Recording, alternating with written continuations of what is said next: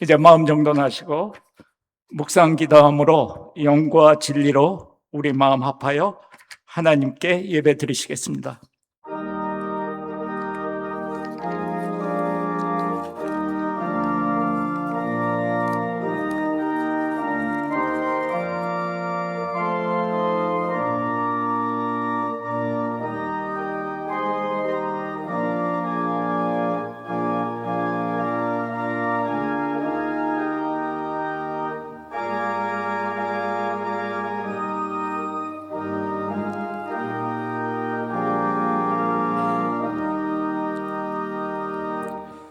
온 땅이여 여호와께 즐거운 찬송을 부를지어다. 기쁨으로 여호와를 섬기며 노래하면서 그의 앞에 나아갈지어다. 여호와가 우리 하나님이신 줄 너희는 알지어다. 그는 우리를 지으시니요 우리는 그의 것이니 그의 백성이요 그의 기르시는 양이로다. 아멘.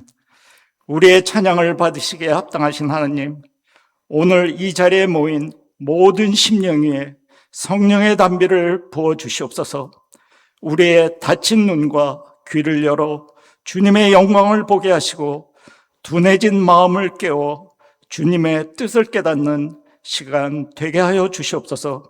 이 예배가 형식적인 자리가 되지 않게 하시고 하나님과 깊이 만나는 구원의 감격이 있는 복된 자리가 되게 하여 주시옵소서. 예수님의 이름으로 기원하옵나이다. 아멘. 이제 사도신경으로 우리의 신앙을 고백하겠습니다. 나는 전능하신 아버지 하나님, 천지의 창조주를 믿습니다.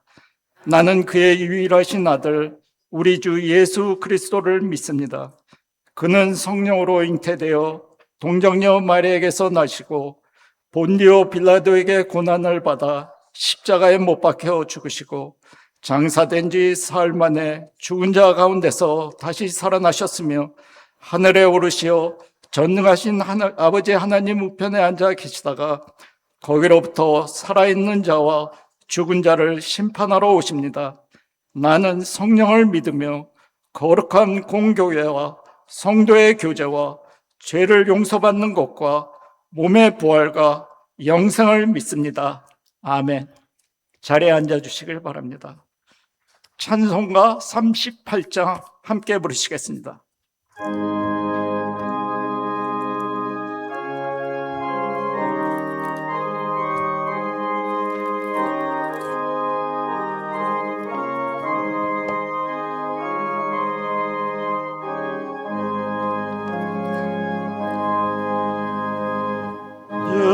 예수 우리 왕이여 이곳에 오셔서 우리가 왕께 드리는 영광을 받아 주소서. 우리는 주님의 백성, 주님은 우리 왕이라. 왕이신 예수님 오셔서 좌정하사 다스리소서.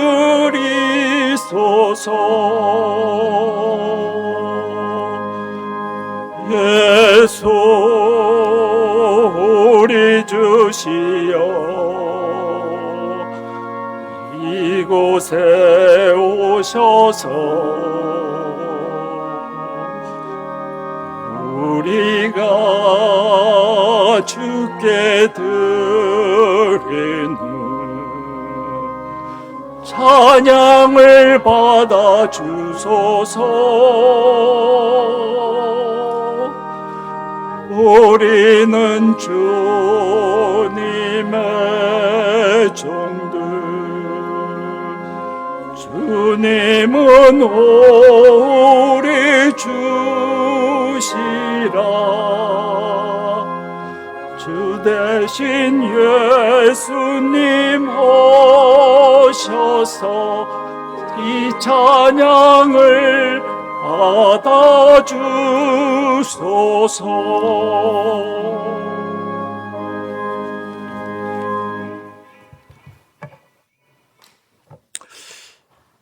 은혜와 사랑이 풍성하신 하나님 감사합니다. 오늘도 주일을 맞이하여 기쁜 마음으로 교회에 나와 하나님 아버지께 경배와 찬양을 올려드리는 하나님의 백성들에게 하나님의 은혜와 축복을 내려주시옵소서. 더운 날씨가 계속되는 한여름을 지나고 있습니다. 뜨거운 날씨 가운데서도 저희들의 건강한 삶을 온전히 지켜주시는 하나님께 감사드립니다. 하나님, 지난 한 주간의 저희들의 모습을 돌아보며 부끄러운 죄를 고백합니다. 하나님의 말씀에 순종하며 살지 못하고 저희들의 육신의 생각과 욕심대로 지내온 한 주간이었음을 고백합니다. 주님의 사역의 자리에서 온전히 헌신, 봉사하지 못하였습니다. 사랑과 관심이 필요한 분에게 예수 그리스도의 사랑을 전하지도 실천하지도 못했습니다.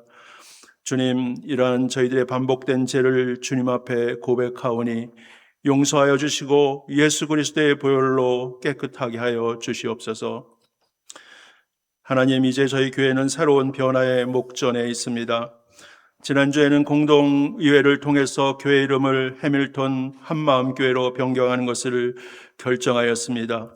하나님, 교회의 새로운 이름을 정하는 것보다 저희 교회의 지금까지 아니라고 나태한 모습을 벗어버리고 하나님의 뜻에 합당하게 변화하는 교회가 되게 주님 인도하여 주시옵소서. 사랑이 넘치고 교우 모두가 믿음이 성장하며 성령의 능력이 살아 역사하는 그런 교회가 되기를 원합니다. 주님 도와주시옵소서. 교우 모두가 저희들의 삶을 함께할 그러한 교회를 저희 한마음으로 섬기며 사랑하는 온유한 공동체가 되도록 주님 인도하여 주시옵소서. 그리고 교회 새 이름을 위해서 준비해야 될 모든 일들이 순적하게 진행될 수 있도록 하나님 도와주시옵소서. 하나님, 교회를 위해서 이곳 저곳에서 애쓰고 수고하시는 주님의 일꾼들을 주님 돌아보시고 축복하여 주시기를 바랍니다. 교회 예배와 사역이 온전히 지속될 수 있도록 주님께서 필요한 일꾼들을 친히 세워 주시옵소서. 하나님, 교회 안에 여러 가지 어려움 가운데 있는 교우들을 기억하시고 돌보시기를 원합니다. 상록회 어르신들 한 분 한 분 강건하게 하시고 늘 편안한 가운데 기도의 능력을 가지고 저희들의 선배님으로서 교회를 위해서 중보하며 애쓰며 저희 교회를 세워가시는 분들 될 수 있도록 하나님 인도하여 주시옵소서. 여러 가지 육신의 아픔 가운데 있는 교우들을 기억하시고 치료하여 주시옵소서. 경제적 어려움, 체류 신분의 어려움이 있는 교우들 주님 특별한 은혜로 보살펴 주셔서 위로하여 주시고 당면한 문제 앞에서 낭망하지 않고 하나님의 인도하심을 보게 하시옵소서. 담임 목사님께서 휴가 중에 있습니다. 휴식 가운데 영적으로 더 강건해진 모습으로 돌아오실 수 있도록 주님 도와주시고 목사님 가정 가운데도 평안의 시간이 될 수 있도록 하나님 인도하여 주시옵소서. 오늘도 저에게 복된 말씀을 전해주실 김남효 목사님께 성령께서 함께 하셔서 하나님의 메시지를 선포하게 하시고 말씀을 듣는 저희들은 삶으로 실천하게 하시옵소서. 늘 헌신하는 목사님 가정 가운데 부족함이 없도록 큰 은혜와 평강을 허락하여 주시옵소서. 찬양 올려드리는 시온 성가대를 오늘도 특별히 기억하시고 은혜에 충만하게 하시옵소서. 우리의 삶의 주인이신 예수 그리스도의 이름으로 간절히 기도드리옵나이다. 아멘.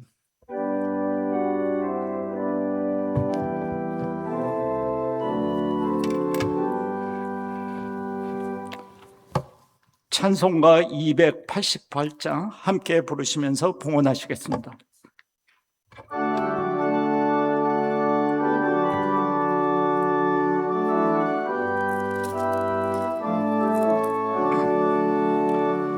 예수를 나의 구주 삼고 성령과 피로써 거듭나니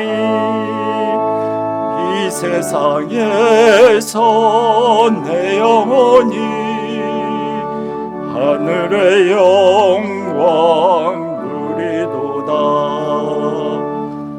이것이 나의 간증이요, 이것이 나의 찬송일세. 나 사는 동안 끊임없이 구주를 찬송하리로다. 온전히 주께 맡긴 내 영, 사랑의 음성을 듣는 중에 천사들 왕래하는 것과 하늘의 영광 보리로다. 이것이 나의 간증이요, 이것이 나의 찬송일세. 나 사는 동안 끊임없이 구주를 찬송하. 다 같이 일어나셔서 3절 부르시겠습니다. 주와 내 기쁨 누림으로 마음의 풍랑이 잔잔하니 세상과 나는 간 곳 없고 구속한 주만 보이도다. 이것이 나의 간증이요, 이것이 나의 찬송일세. 나 사는 동안 끊임없이 구주를 찬송하리로다.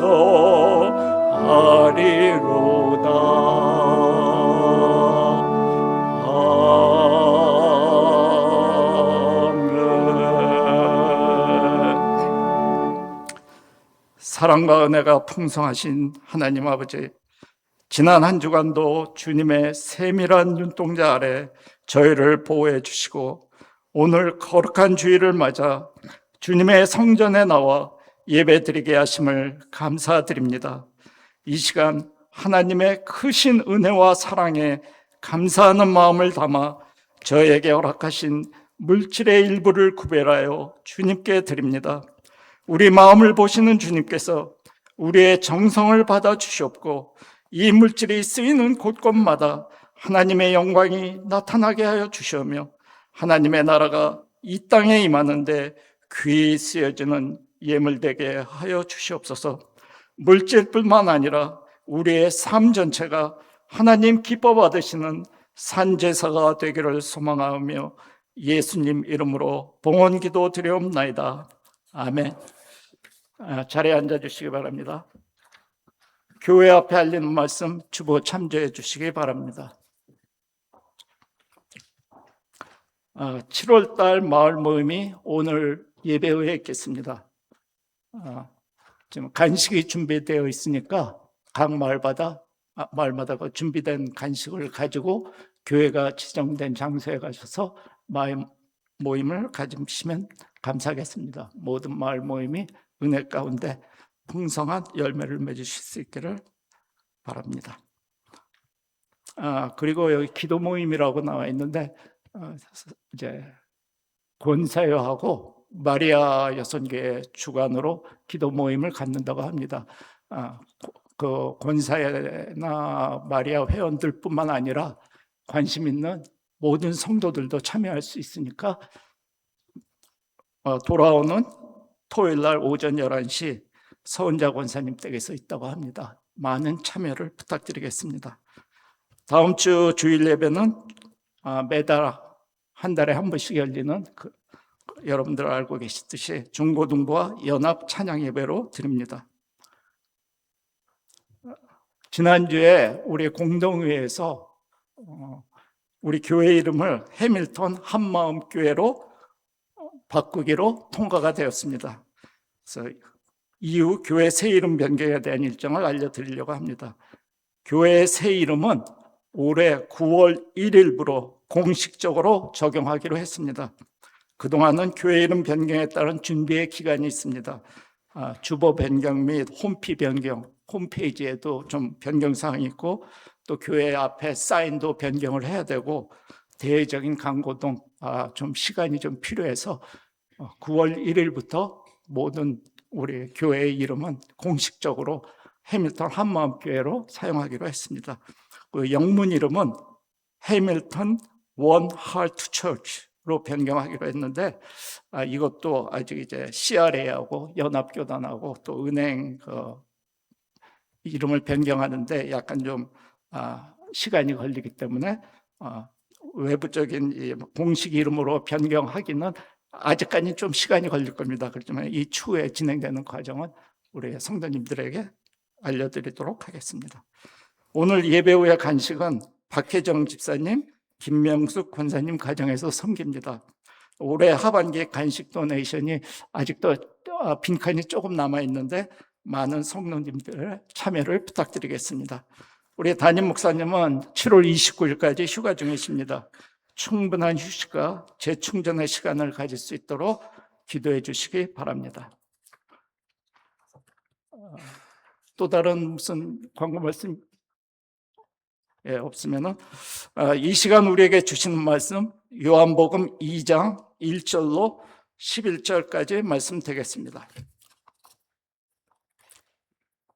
요한복음 2장 1절로 11절까지 말씀. 주신 말씀 저와 여러분이 한 절씩 교도로 봉독하겠습니다. 사흘째 되던 날 갈릴리 가나에 혼례가 있어 예수의 어머니도 거기 계시고 예수와 그 제자들도 혼례의 청함을 받았더니 포도주가 떨어진지라 예수의 어머니가 예수에게 이르되 저들에게 포도주가 없다 하니 예수께서 이르시되 여자여 나와 무슨 상관이 있나이까 내 때가 아직 이르지 아니하였나이다. 그의 어머니가 하인들에게 이르되 너에게 무슨 말씀을 하시든지 그대로 하라 하니라. 거기에 유대인의 정결 예식을 따라 뒤에 동드는 돌 항아리 6이 놓였는지라.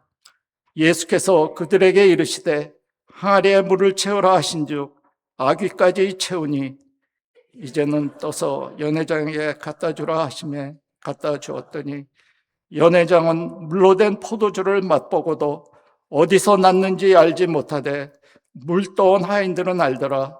연회장이 신랑을 불러 말하되 사람마다 먼저 좋은 포도주를 내고 취한 후에 낮은 것을 내거늘 그대는 지금까지 좋은 포도주를 두었도다 하니라.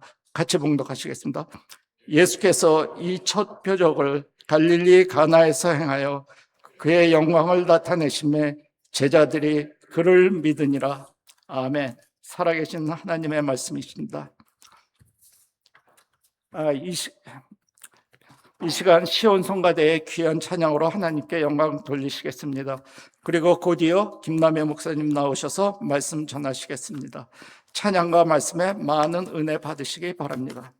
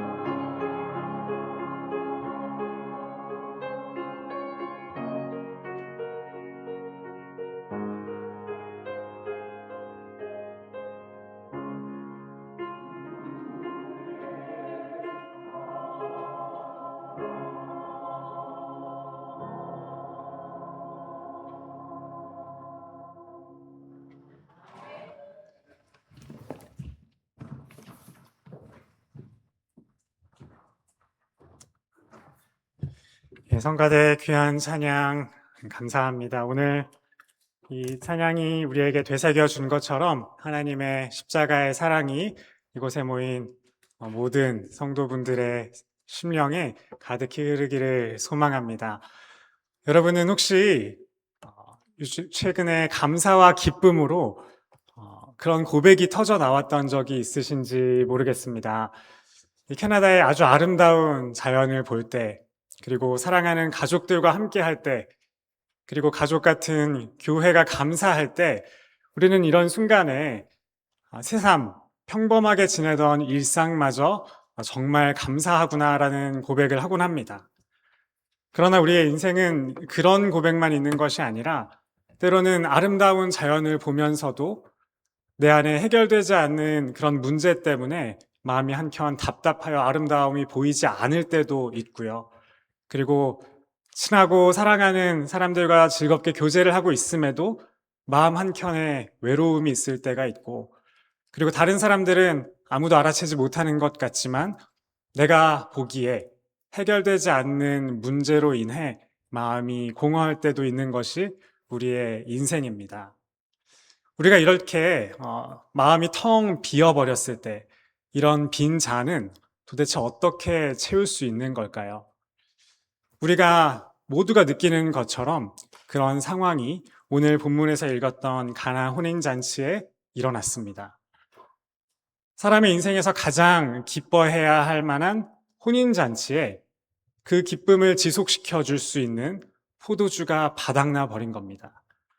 그런데 그 자리에 예수님께서 계셨습니다. 그 예수님께서 이 모든 인생이 공감할 만한 그 상황을 어떻게 채우시고 또 역사하시는지 오늘 본문을 통해서 한번 살펴보기를 원합니다. 가나의 혼인잔치라는 이 사건은 우리에게 굉장히 익숙합니다.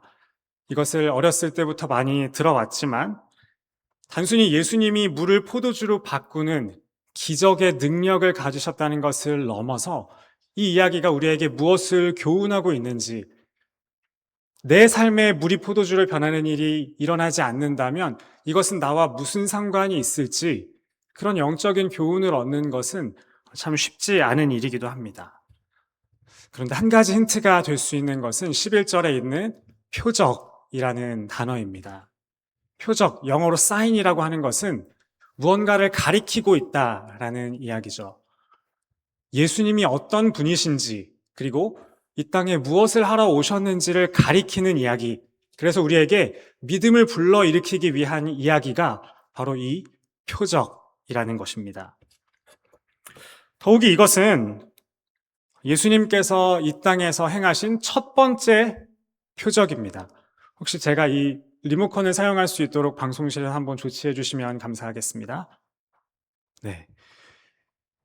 예수님께서 왜 가나의 혼인잔치에서 첫 번째 표적을 행하셨을까요?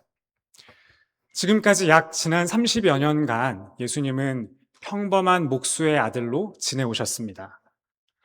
물론 비범함이 있으셨겠지만 드러내놓고 메시아로서 하나님의 아들로서 행하신 것은 이 사건이 첫 번째라는 이야기입니다.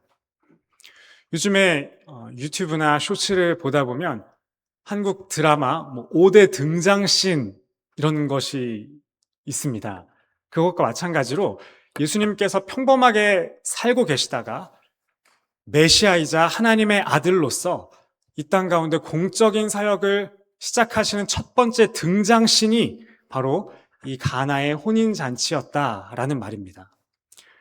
그런 등장신은 이 사람의 인물됨과 이 사람이 하려고 하는 일을 가장 상징적으로 드러내려고 하는 것이 이 평범한 일개 드라마에서도 있는 일인데, 예수님이라는 메시아를 이 세상 가운데 등장시키기 위해 그저 의미 없는 장면을 택하지는 않으셨으리라 생각합니다. 저는 이 혼인잔치, 특별히 포도주가 떨어진 혼인잔치는 예수님이 어떤 분이시고 또 이 땅에 오셔서 무엇을 하려고 하시는지 아주 잘 드러내주는 사건이라고 생각합니다. 혼인잔치는 개인에 있어서 아주 일생에 가장 기쁘고 뜻깊은 잔치일 뿐만이 아니라 성경에서 하나님 나라의 잔치를 보여주는 이미지로 종종 사용되곤 합니다. 하나님 나라의 풍성함, 그 생명력, 그리고 기쁜 연합과 교제를 드러내기에 이 혼인잔치만한 것이 없다라는 이야기입니다. 그런데 그런 혼인잔치에 문제가 생겼습니다. 포도주가 떨어진 거죠. 가장 기뻐해야 할 잔치인데 잘못하면 주변에 모인 모든 사람들로 하여금 핍박과 수치를 당할 수도 있는 위기에 처했습니다. 이 장면은 하나님을 떠난 인간이 스스로의 삶을 풍성하게 채울 수 없고 아무리 가장 공들여 준비한 잔치 혹은 계획이라 할지라도 언젠가 그것이 바닥날 수 있음을 상징적으로 보여주는 그림이 아닐까 생각합니다.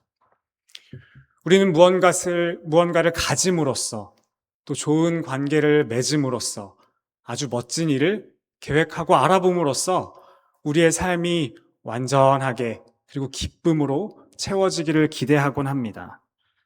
하지만 그런 포도주는 언젠가 바닥이 나죠. 어떤 사람은 좋은 직장과 성취를 통해 만족에 이르려 하지만 얼마 지나지 않아 빨리 주말에 쉬는 때가 기다려지고 내가 돈만 조금 더 벌면 하루빨리 퇴사하고 싶다라는 생각으로 바뀌기도 합니다.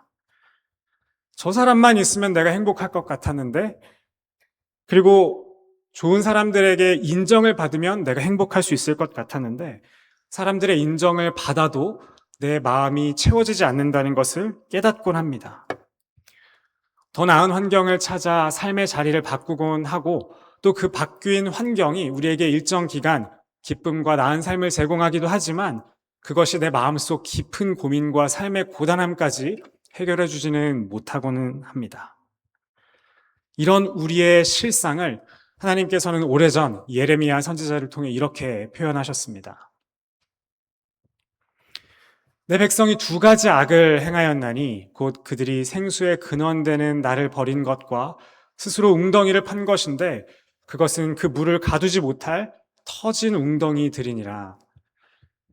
우리가 하나님을 떠나 하나님 없이 내 능력과 지혜와 계획으로 우리의 삶을 풍성하게 채우려고 하는 모습을 마치 내 웅덩이를 스스로 채워보려고 하는 모습에 비유한 건데요. 그 웅덩이가 밑 빠진 독이다 라고 하는 겁니다. 이처럼 밑빠진 독이 되어버린 혼인잔치에 예수님이 초대받으셨습니다. 그 자리에 예수님의 어머니 마리아와 예수님의 제자들도 함께하고 있었는데 포도주가 떨어졌다는 사실을 예수님의 어머니 마리아가 먼저 알아채셨습니다. 보통 이런 경우라면 누가 포도주를 다시 준비해야 할까요? 당연하게 신랑과 신부 혹은 그 가족들이 떨어진 포도주를 어떻게든 구하고자 해야 할 것입니다. 그런데 포도주가 떨어졌다는 사실을 알아챈 마리아는 이 사실을 혼주에게 이야기하는 것이 아니라 예수님에게 말씀드립니다. 어쩌면 혼주에게 이미 말을 했지만 성경에 기록이 되지 않았을 수도 있고요. 어쩌면 마리아가 생각하기에 이 많은 인원을 채울 만한 포도주를 다시 공급할 수 있는 사람은 신랑도 아니요, 신부도 아니요, 예수님밖에 없다라고 생각을 했을지도 모르겠습니다. 어쨌든 마리아는 포도주가 없다는 사실을 예수님에게 알렸고 하인들에게는 예수께서 무슨 말씀을 하시든지 그대로 하라고 당부했습니다. 그런데 이 문제에 대해서 예수님이 하시는 대답 4절의 말씀을 보면 그렇게 반가워하시지 않는 것 같습니다. 여자여, 나와 무슨 상관이 있나이까? 내 때가 아직 이르지 아니하였나이다. 이 말씀은 예수님께서 이 일에 개입하시기를 거부하시는 것처럼 보입니다. 그런데 곧 이어 6절에서 8절에 이르는 장면을 보면 예수님께서 하인들에게 정결 예식에 쓰이는 항아리에 물을 가득 채우라고 명하시고 그 항아리를 연회장에게 갖다 주라고 이야기하십니다. 그리고 연회장이 그 항아리에 들어있던 포도주를 맛보자 신랑을 불러 사람마다 혼인잔치에 원래 처음에 가장 좋은 포도주를 내주는 것이 상식인데 이 좋은 포도주를 처음부터 내지 않고 뭐 했냐고 나무라는 장면을 보면 예수님께서 만드신 포도주가 오래 숙성이 되지는 못했을지 몰라도 누구가 보더라도 가장 고급된 포도주였다는 것을 우리는 깨닫게 됩니다. 이 사건이 무엇을 나타낼까요? 처음에 말씀드린 대로 이것은 예수님이 물을 포도주로 바꾸실 만한 능력이 있다는 사실을 넘어서 예수님의 등장신입니다.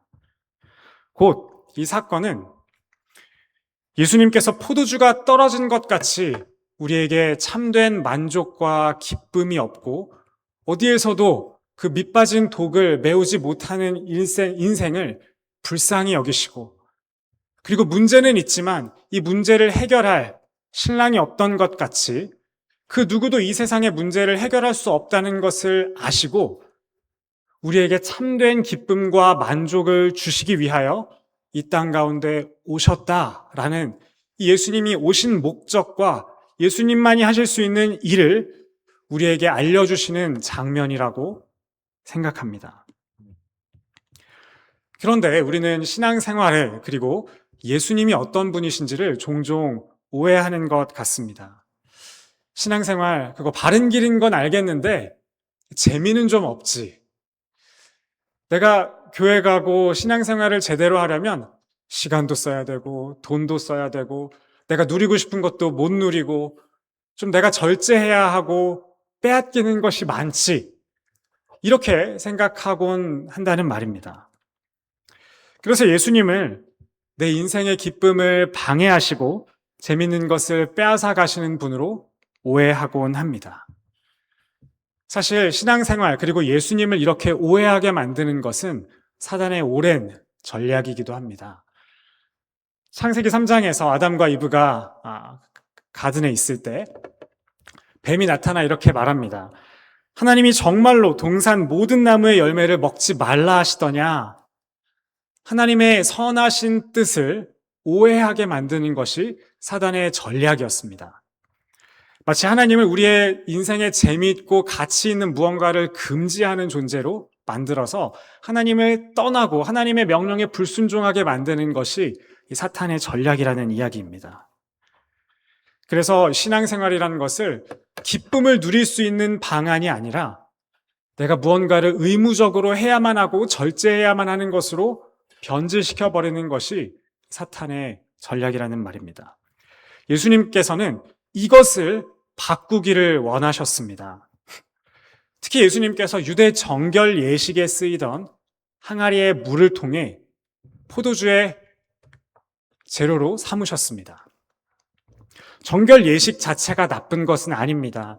이것은 하나님의 율법을 따라서 만들어진 것일 것이고, 하나님께 나아가기 위해서는 우리가 정결해야 한다는 소중한 가르침을 주는 예식이었습니다. 그런데 이처럼 아무리 선한 것이라도 사탄의 이 꾀임에 넘어가게 될 때 이것은 본래의 의도를 잃어버리고 하나님께 나아가는 것이 엄격하고 두렵고 지키지 않으면 사람들로부터 정죄를 받는 것이라는 이런 오해를 불러일으키게 됩니다. 그런데 예수님께서는 그 정결 예식이라는 때로는 선하지만 엄격해 보이는 이 의식을 기쁨의 잔치로 바꾸어 주셨습니다. 곧 예수님으로 인하여 이제 새로운 시대가 열릴 수 있게 되었음을, 신앙생활에 대한 오해가 깨져야 한다는 사실을 알려주시기를 원한 겁니다. 예수님께서는 이 첫 등장신뿐만이 아니라 이어지는 3년의 공생의 기간 동안 계속해서 사람들에게 기쁨을 주시고 잔치를 열고자 노력하신 것을 우리는 보게 됩니다. 예수님께서는 때마다 세리와 죄인들을 초대하셔서 함께 식사의 자리에 앉곤 하셨습니다. 이 모습을 보면서 바리새인들이 이렇게 이야기합니다. 어찌하여 세리와 죄인들과 함께 먹는가? 또 예수님을 가리켜 먹기를 탐하고 포도주를 즐기는 사람이요 세리와 죄인의 친구로다 이야기하셨습니다. 예수님은 죄인들을 배제하고 정죄하는 분이 아니셨고 그들을 초대해서 함께 잔치를 즐기시는 분이셨던 겁니다. 또 세례 요한의 제자들과 바리새인들이 금식을 하고 있는데 예수님의 제자들과 예수님은 금식을 하지 않으시는 겁니다. 그 장면을 보고 질타를 받자 예수님께서 이렇게 대답하십니다. 혼인집 손님들이 신랑과 함께 있을 때에 금식할 수 있느냐? 신랑과 함께 있을 동안에는 금식할 수 없느니라. 지금 자신이 이 땅에 계시는 동안을 무엇이라고 표현하고 계시냐면 혼인잔치가 이루어지고 있는 기간이라고 표현하고 있는 겁니다. 그리고 자신을 누구인 것처럼 소개하시죠? 신랑과 함께 있을 때, 곧 너희가 나와 함께 있는 이 기간 동안은 금식하며 슬퍼하는 것이 마땅한 기간이 아니라 지금 이 땅에 메시아가 왔는데 기뻐해야 마땅한 기간이다 라고 이야기를 하고 있는 겁니다. 가만히 생각해보면 이 가나의 혼인잔치도 그것을 이야기하는 것 같습니다. 이 당시에 혼인잔치의 포도주는 신랑이 맡아서 준비하는 것이었다고 합니다. 그런데 포도주가 떨어졌을 때 마리아가 신랑에게 이 사건을, 이 문제를 이야기하지 않았고 예수님에게 이야기하셨죠. 그리고 포도주를 누가 결국 준비하셨나요? 예수님이 준비하셨습니다. 이 사실은 예수님이 이 잔치에 보이지 않는 진짜 신랑이었다라는 것을 이야기합니다. 단순히 그 잔치의 신랑일 뿐만이 아니라 하나님 나라의 이 혼인 잔치에 신랑으로 오신 예수님의 정체성을 예수님이 포도주를 만드시는 것을 통해 우리에게 알려주시고 우리를 이 기쁨의 신앙생활, 하나님과의 기쁨의 교제 가운데 초대하고 계시다는 말입니다. 물론 예수님을 믿는다고 해서 언제나 밝고 즐거운 감정만을 느끼는 것은 아닙니다. 우리는 때때로 슬픈 일을 경험하면 울기도 하고 또 우울하기도 하고 지칠 때는 낙심하기도 합니다. 아무리 기도해도 상황이 바로 바뀌지 않을 때도 있습니다. 그런데 아무리 상황이 바뀌지 않는다 할지라도 하나님은 우리를 고난 가운데 홀로 내버려 두시지 않습니다. 우리가 주님 안에 있게 하시고 그 고난을 성숙하게 해석하고 버텨내고 소망을 가질 새 힘을 주시며 함께 동행하여 이겨나가게 하시는 것이 하나님이십니다. 그런데 여기서 한 가지 더 생각해 보고 싶은 사실이 있습니다. 본문에서 예수님은 물을 포도주로 바꾸셨습니다. 그런데 예수님이 포도주를 그냥 단순히 기적으로만 만드신 걸까요? 성경에서 포도주가 가진 상징성이 있습니다. 그리고 예수님께서 이렇게 대답하신 것을 한 번 더 생각해 보면 좋겠습니다. 아직 내 때가 이르지 않았습니다. 그런데 요한복음에서 이 때라는 표현은 아주 반복해서 계속 등장하는 표현입니다. 이 때는 언제를 가리키냐면 십자가와 부활을 통해 영광을 받으실 때를 이야기합니다. 분명히 처음엔 이렇게 말씀하셨습니다. 어머니, 내 때가 아직 이르지 않았습니다. 그런데 곧 이어 때가 이르지 않았다고 하셨음에도 포도주를 만드셨어요. 이 포도주는 또한 그 때를 상징하는 소재죠. 예수님께서 최후의 만찬의 자리에서 포도주를 제자들에게 따라주시며 말씀하십니다. 이것을 마셔라. 이 잔은 내 피로 흘리는 새 언약이다. 물론 여기서 만든 이 기쁨의 포도주를 예수님의 십자가의 피로 이렇게 직선적으로 연결하는 것은 저도 조심스럽습니다. 하지만 이것이 상징적으로 나타내는 의미는 충분히 관통할 수 있다고 생각합니다. 곧 이 첫 표적은 단순히 기적으로 물을 포도주로 바꾸신 사건을 넘어서 겟세마네 동산에서 땀이 피가 되도록 기도하셨던 장면을 혹시나 암시하는 것은 아닌가 하는 생각을 해보게 됩니다. 그래서 이 기적의 능력으로 단순히 이 물을 포도주로 바꾼 것을 넘어서 십자가의 생명으로 이 땅 가운데 바닥난 포도주를 채워주신 것이 이 예수님이십니다.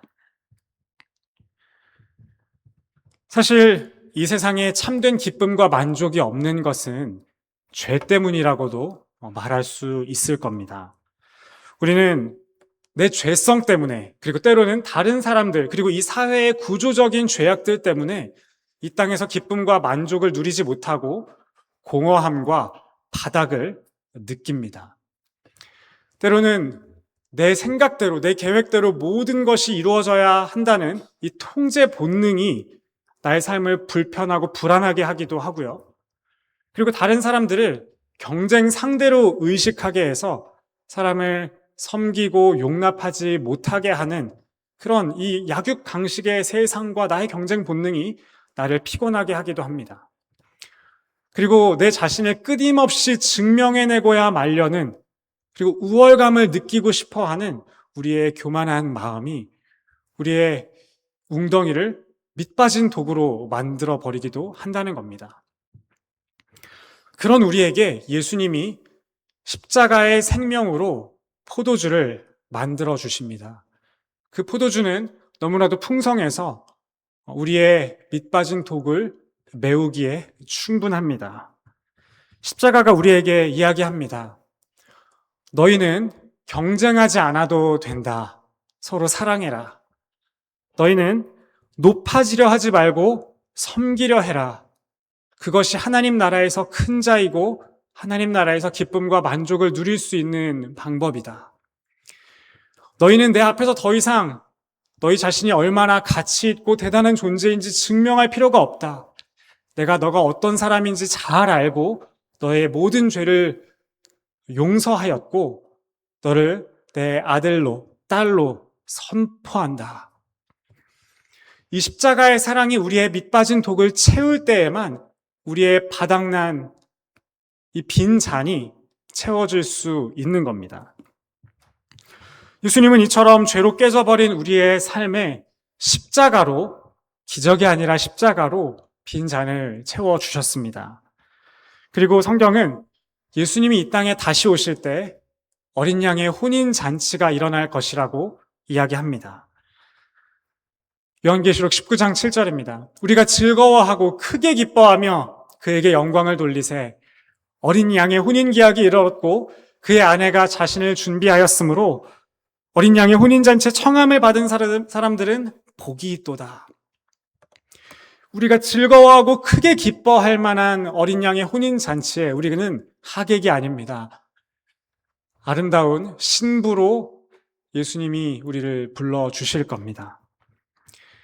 그때 우리가 거룩하고 흠이 없는 아름다운 신부로 이 혼인잔치를 맞이하게 될 것을 그것이 바로 우리의 소망입니다.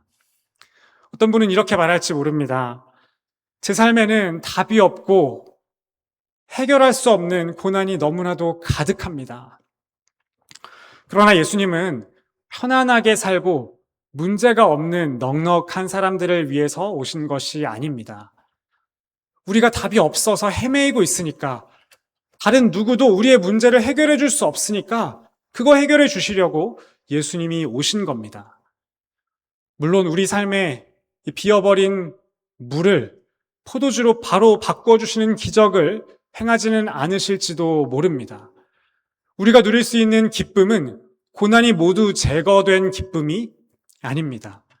오히려 고난이 있는 중에도 기쁨을 누릴 수 있도록 우리의 마음을 바꾸어 주시고 우리에게 소망을 주시는 것이 예수님이 우리의 빈 잔을 채워주시는 방법입니다.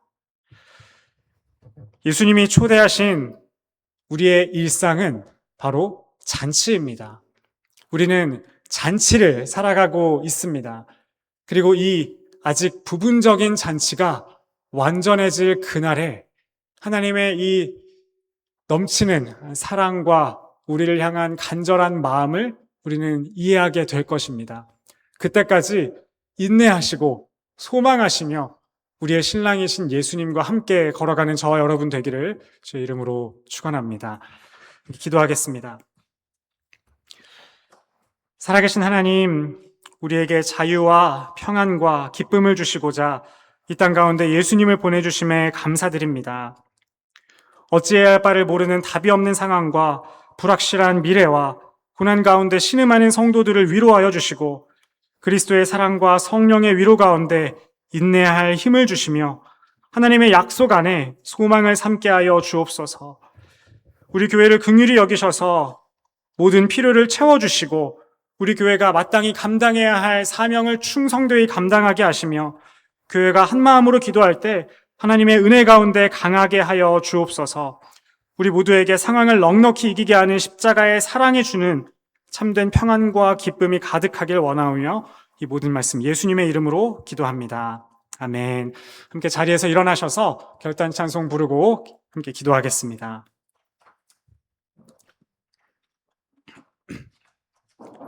피아노 소리 좀 올려주시면 감사하겠습니다.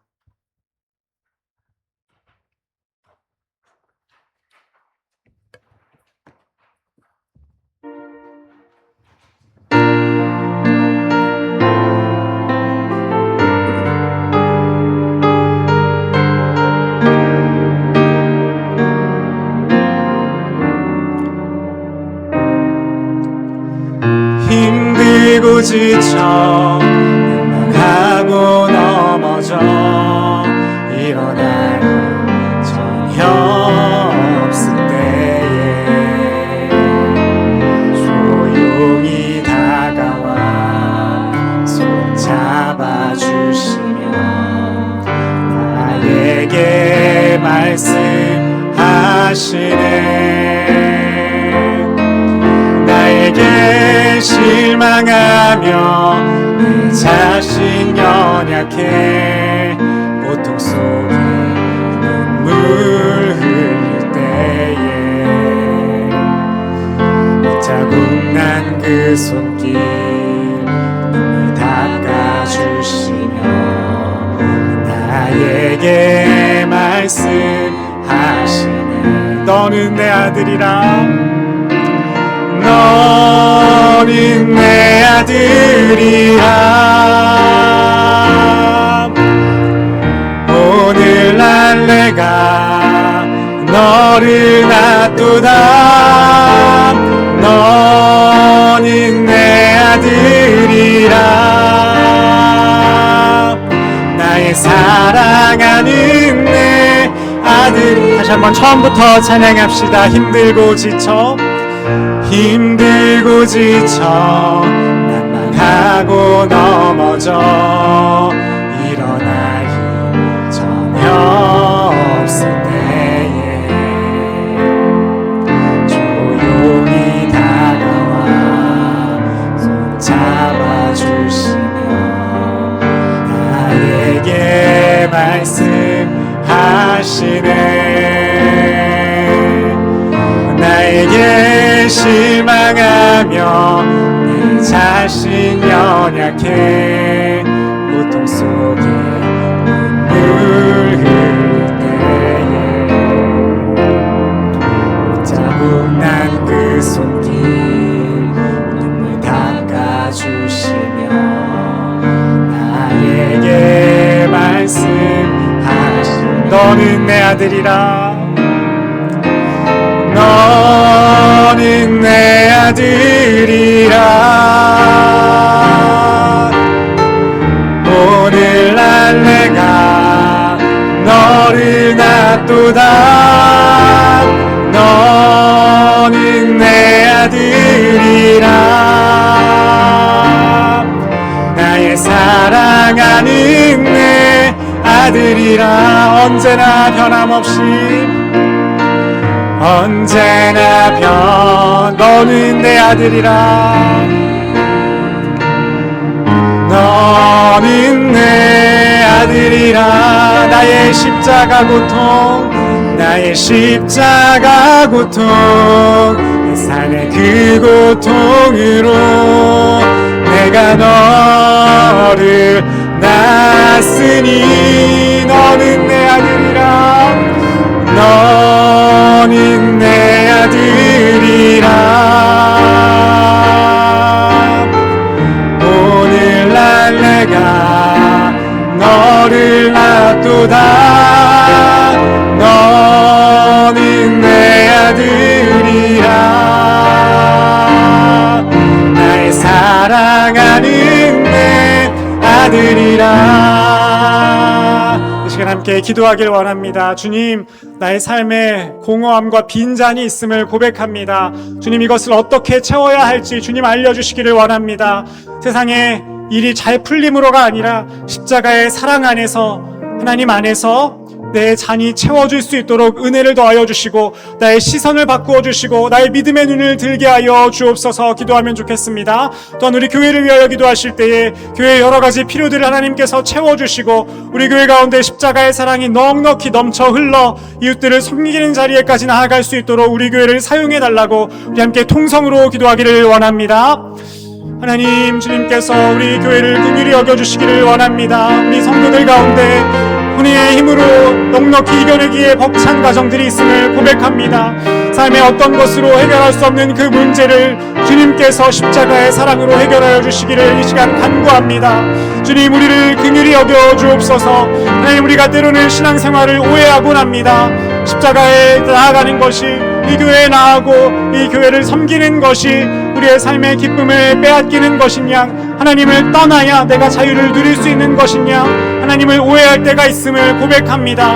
우리의 모든 하나님에 대한 오해와 이 신앙생활에 대한 오해를 주님이 말씀을 통하여 교정하여 주시기를 원합니다. 주님, 우리를 긍휼히 여겨 주옵소서. 하나님, 우리가 주님이 주시고자 하시는 귀한 선물을, 우리의 삶을 하나님의 잔치로서 누릴 수 있는 영안이 열릴 수 있기를 원합니다. 주님께서 우리 교회를 이렇게 십자가의 사랑으로 풍성하게 채워주시기를 원합니다. 인간적으로 보기에 비어버린 것 같은 자리도 십자가의 사랑이 가득할 때에 하나님의 놀라운 사랑으로 채워질 수 있기를 원합니다. 하나님, 우리가 가나안을 정탐하였던 두 명의 믿음의 정탐꾼같이 이 시기에 믿음의 눈을 줄 수 있기를 원합니다. 주님, 우리가 이 세상을 두려워하지 않게 하시고 우리의 사명을 버거워하지 않게 하시고, 하나님, 우리가 약속 안에 있음을 기억하게 하여 주옵소서. 내가 내게 명령한 것이 아니냐, 너는 강하고 담대하라 말씀하신 그 주님의 명령을 우리가 기억하게 하여 주옵소서.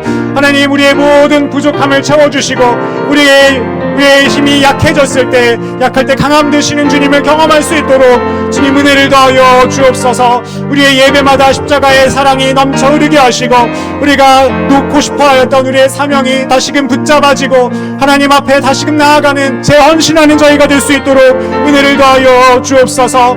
하나님, 우리가 이 여름을 통하여 믿음으로 재충전할 수 있기를 원합니다.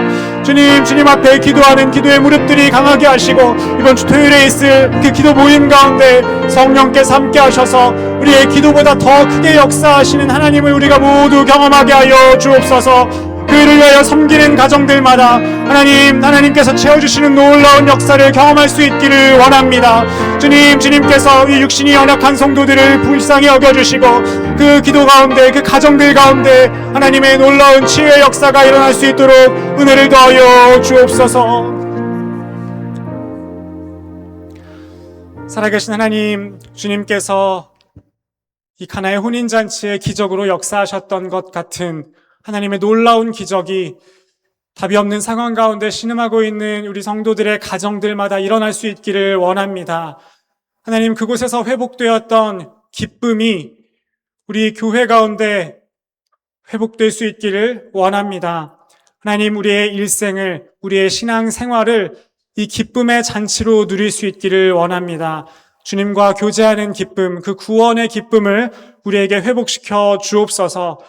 예배마다 회개의 고백과 성령으로 충만하며 하나님의 살아있고 역사하는 말씀이 선포되게 하시며 그 가운데 우리의 일생을 결핍에 주목하지 않고 하나님을 기대하는 그 기대의 눈빛으로 바뀌게 하시며 하나님의 역사하심을 경험하는 인생들이 되게 하여 주옵소서. 모든 약해진 자리마다 강함으로 채우시는 주님을 경험하는 우리 교회가 되게 하여 주옵소서. 이 모든 말씀 예수님의 이름으로 기도하오며 지금은 우리 주 예수 그리스도의 은혜와 아버지 하나님의 사랑하심과 성령님의 위로 교통하심이 세상이 주는 기쁨이 아니라 신랑 되신 예수 그리스도 안에 거하는 기쁨을 누리길 소망하는 모든 그리스도의 신부된 성도들에게 그들의 가정과 생업 가운데 또 자녀들 가운데 또 주께서 피로 사신 이 교회와 조국 땅과 이 땅 가운데 이제로부터 영원히 함께 하시기를 간절히 축원하옵나이다. 아멘.